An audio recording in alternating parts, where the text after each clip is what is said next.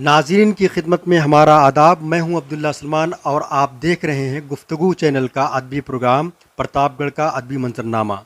नाज़रीन, आज हमारे साथ मौजूद हैं जनाब डॉक्टर आफ़ताब जौनपुरी साहब। नाज़रीन, आपको मालूम होना चाहिए कि डॉक्टर आफ़ताब जौनपुरी साहब की अदबी खिदमात, आपका ताल्लुक़ जौनपुर से है, जबकि लेकिन आपकी अदबी खिदमात प्रतापगढ़ में ज़्यादा रही हैं। आप प्रतापगढ़ में एक इदारे की ज़िम्मेदार हैं। इसी तरीके से आप शेर व सुख़न भी करते हैं और बहुत से लोगों को शेर व सुख़न की तरबियत भी देते हैं। डॉक्टर साहब, आपका प्रोग्राम में इस्तकबाल है। बहुत बहुत शुक्रिया हुजूर। मैं मुख्तसर में ये कह सकता हूँ कि पैदाइश तो ज़रूर जौनपुर में हुई है, लेकिन एक तवील उम्र प्रतापगढ़ में ही गुजारी मैंने। और जैसा कि आपने कहा कि शेर व शायरी का शौक़ है और लोगों में इसकी चाहते हैं कि और भी लोग इसको अपनाएं और उस शेर व शायरी के मैदान में आएँ। तो शेर व शायरी तो नहीं कर सकता, लेकिन मैं उर्दू के फ़रोग़ के लिए काम कर रहा हूँ और इसके लिए मैंने तकरीबन कम से कम 200 लोगों को उर्दू पढ़ाया। वो ऐसे लोग जो बड़े हैं, वकील हैं, इंजीनियर हैं, डॉक्टर हैं। उसके अलावा जो स्टूडेंट हैं वो अलग से हैं। डॉक्टर साहब, नाज़रीन को ये बताएं कि आपके बारे में सुना है कि जैसा कि आप जो है गैर मुस्लिमों में उर्दू के फ़रोग़ के लिए बहुत काम कर रहे हैं, बहुत से गैर मुस्लिमों को आपने उर्दू सिखाया है। तो आपका इस सिलसिले में काफ़ी तजर्बा रहा है इस बारे में। तो आप नाज़रीन को बताएं कि गैर मुस्लिमों में जो उर्दू को फ़रोग़ देने के लिए आपको क्या कुछ दुश्वारियां भी आईं, या किस तरीके से आप लोगों में इस चीज़ को आम किया, और आपके अंदर क्या वो जज्बा था कि गैर मुस्लिमों में उर्दू को आम किया जाए। जबकि मैं इसका कायल हूँ कि उर्दू जो है किसी एक मज़हब की ज़बान नहीं है, सबकी ज़बान है। हज़रात, जब मैं प्रतापगढ़ आया तो मुझे महसूस हुआ कि प्रतापगढ़ की ज़मीन उर्दू के लिए बहुत ही कमज़ोर है, फीकी है। यहाँ के लोग उर्दू से बहुत कम वाकिफ़ हैं, या जो तलबा हैं उनमें उर्दू पढ़ने का शौक़ ज़ौक़ नहीं है। तो मैंने एक नाइट स्कूल कायम किया जिसमें बड़े और बच्चे दोनों ही आते थे। उन्हें किताब कापी फ्री, लाइट का इंतज़ाम फ्री, और उनको तालीम दी जाती थी। उसी ज़माने में कौमी कौंसिल बराए फ़रोग़ उर्दू ज़बान से कुछ ऐसा राब्ता कायम हुआ और उन्होंने कहा कि आप हमारा जो diploma in Urdu language course है उसका आप सेंटर चलाइए, इस ज़रिए से आपके यहाँ बच्चे बहुत ज़्यादा आएंगे। और मैंने फिर उस चीज़ को कायम किया और अल्हम्दुलिल्लाह उसमें हिंदू मुस्लिम हर तरह के बच्चे दाखिला लिया उन्होंने, और उन्होंने बड़े शौक़ ज़ौक़ से पढ़ा। जहाँ तक सवाल ये कि उर्दू गैर मुस्लिमों में किस तरह, मैंने महसूस किया कि उर्दू एक ऐसी ज़बान है, इतनी शीरीं है कि उसे हर कोई बोलना चाहता है, हर कोई लिखना पढ़ना चाहता है। जो नहीं भी लिख पढ़ सकता उसे भी उर्दू बहुत पसंद है। और हमारे शहर में हिंदू कवि की तादाद बहुत ज़्यादा है।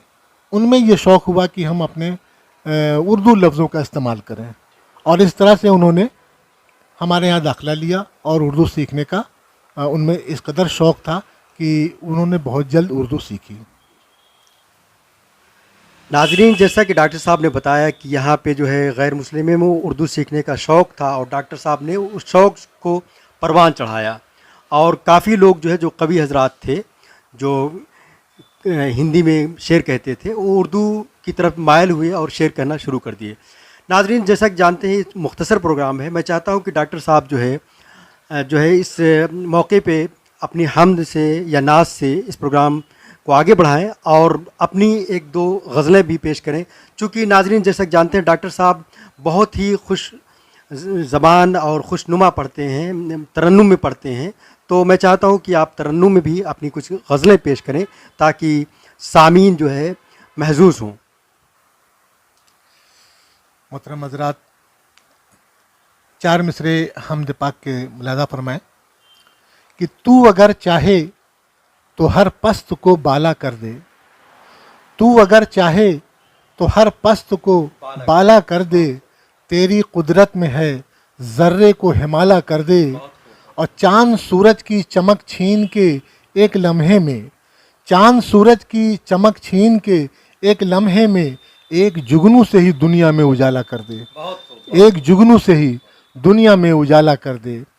और हजरात देखिए गज़ल के 4 मिसरे समाप्त फरमाएं कि आंसुओं से बस यूं ही दामन को तर करता रहा, आंसुओं से बस यूं ही दामन को तर करता रहा, और लम्हा लम्हा जिंदगी का मुख्तसर करता रहा। और क्या खबर थी वो भी आंखें फेर लेंगे एक दिन, क्या खबर थी वो भी आंखें फेर लेंगे एक दिन। कल तलक मैं जिनकी आंखों में सफ़र करता रहा, कल तलक मैं जिनकी आंखों में सफ़र करता रहा। और 2-3 शेर ये देखिएगा कि ढूंढा बहुत कोई भी सहारा नहीं मिला, ढूंढा बहुत कोई भी सहारा नहीं मिला, और रात आ गई तो अपना भी साया नहीं मिला, रात आ गई तो अपना भी साया नहीं मिला। और नजमो कमर वही हैं मगर इसके बावजूद, नजमो कमर वही हैं मगर इसके बावजूद, आंगन में पहले जैसा उजाला नहीं मिला, आंगन में पहले जैसा उजाला नहीं मिला। और कांटों ने बढ़ के चूम लिए हैं कदम मेरे, कांटों ने बढ़ के चूम लिए हैं कदम मेरे, फूलों में कोई चाहने वाला नहीं मिला, फूलों में कोई चाहने वाला नहीं मिला। नाजरीन, जैसा कि डॉक्टर साहब को आप लोग सुन रहे थे, मैं चाहता हूं कि डॉक्टर साहब बताएं कि आप शेर व सुखन की तरफ कब से आए, किस उम्र में आए, और उसके वजूहात क्या थे, या अदब की तरफ आपका रुझान कैसे हुआ। इस सिलसिले में भी नाजरीन को आप बताएं तो ज़रा अच्छा लगेगा।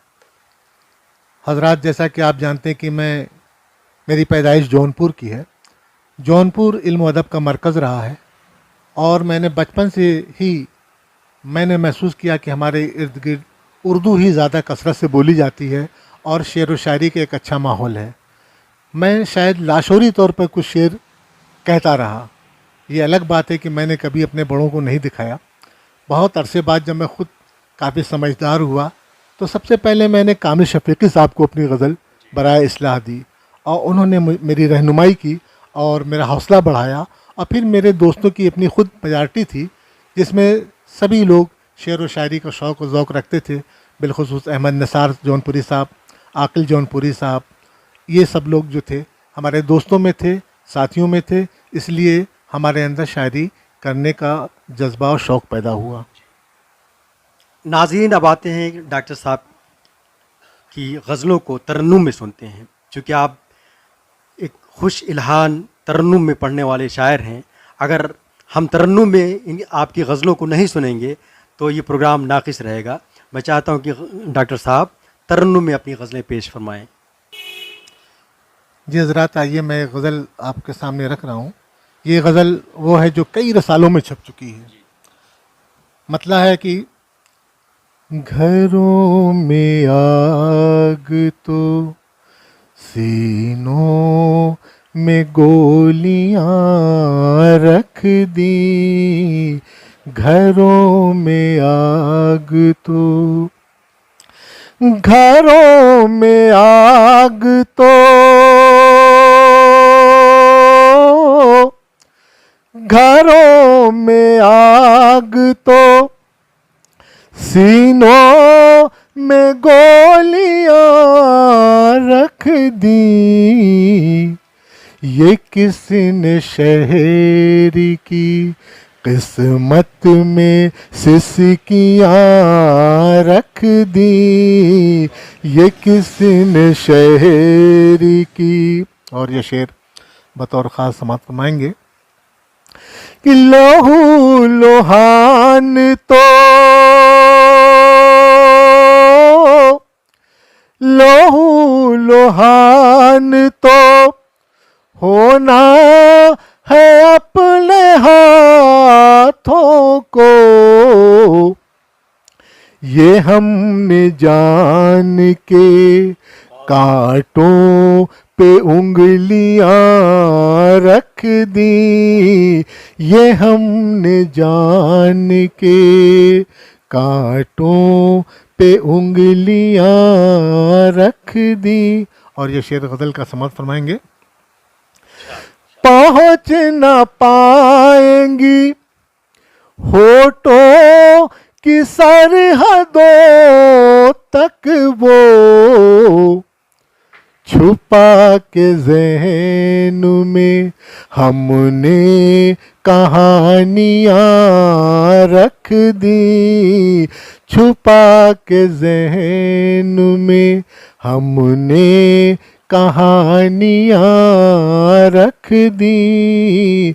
और ये शेर, फलक पे चांद सितारे सजा दिए तूने,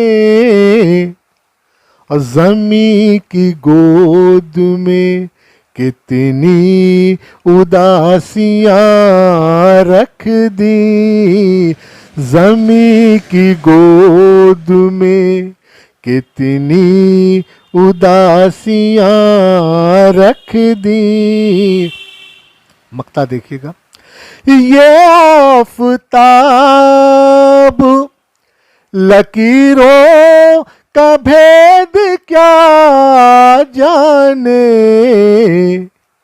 तुम्हारे सामने इसने हथेलियाँ रख दी, तुम्हारे सामने इसने हथेलियाँ रख दी, घरों में आग तो। नाजरीन, आप जो है डॉक्टर साहब की गज़ल से महसूस हो रहे थे। मैं बताता चलूँ कि डॉक्टर साहब जितना खूबसूरत पढ़ते हैं, ये चीज़ डॉक्टर साहब के ख़ानदान में भी है। आपकी साहबजादी भी बहुत खूबसूरत पढ़ती हैं, मैं एक आध बार यूट्यूब पे सुना हूँ। तो नाजरीन, डॉक्टर साहब की एक आध गज़ल मैं चाहता हूँ कि और सुना जाए इस मौके पे। तो डॉक्टर साहब, आपसे दरख्वास्त है कि एक आध गज़ल और पेश करें ताकि नाजरीन महसूस। गज़ल का मतलब है, हाय मेरी किस्मत में जाने क्या कमी आई, हाय मेरी किस्मत में जाने क्या कमी आई, रोशनी का तालिब था तीरगी चली आई, रोशनी का तालिब था, और तुझको भूल जाने की कोशिशें जो की हमने, तुझको भूल जाने की कोशिशें जो की हमने, एक एक अदा तेरी याद और ही आई, एक एक अदा तेरी याद और ही आई। और ये शेर बतौर खास, बेखुदी का आलम था फिर भी होश इतना था, बेखुदी का आलम था फिर भी होश इतना था, रुक गए कदम मेरे उनकी जब गली आई, रुक गए कदम मेरे उनकी जब गली आई। और ये शेर, 100 दिए अगर होते तब तो बात थी कोई, 100 दिए अगर होते तब तो बात थी कोई, एक दिया बुझाने को ये हवा चली आई, एक दिया बुझाने को ये हवा चली आई। नाजरीन, आपके सामने डॉक्टर साहब का तारुफ हमने पेश किया और आपका एक इंटरव्यू लिया। आप लोगों ने, आप इसको पसंद करें और लाइक करें, शेयर करें। बहुत बहुत शुक्रिया डॉक्टर साहब आपका इस प्रोग्राम में जो आपने मुझे वक्त दिया। बहुत बहुत शुक्रिया।